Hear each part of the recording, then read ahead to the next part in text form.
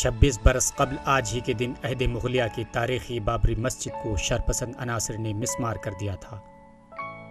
تب سے آج تک ہر برس مسلمان اس دن کو یوم سیاہ کے طور پر مناتے آئے ہیں۔ اس دن پورے بھارت میں مسلمان بابری مسجد کی بازیابی کے لیے دعائیں کرتے ہیں اور اپنا احتجاج درج کراتے ہیں۔ ہمارا ڈیمانڈ یہ ہے کہ پرومس جو کیا گیا ہے ریکنسٹرکٹ کیا جائے بابری مسجد کو۔ دوسری بات یہ ہے کہ جن لوگوں نے توڑا ہے ان کو قرار واقعی سزا دی جائے۔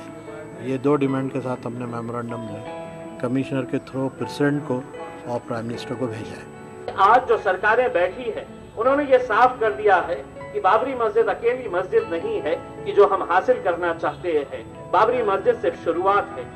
آج 26ویں برسی پر بھی ملک بھر میں مسلمانوں نے الگ الگ طریقے سے احتجاج کیا۔ ممبئی اور اورنگ آباد میں اذانیں دی گئیں تو اتر پردیش، گجرات، مدھیہ پردیش، حیدرآباد اور ملک کے دیگر شہروں میں مسلمانوں نے ہاتھوں پر کالی پٹیاں باندھ کر اور ہاتھوں میں بینر اٹھا کر یوم سیاہ منایا۔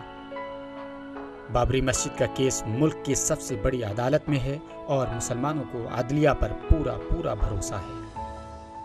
ETV Bharat bureau.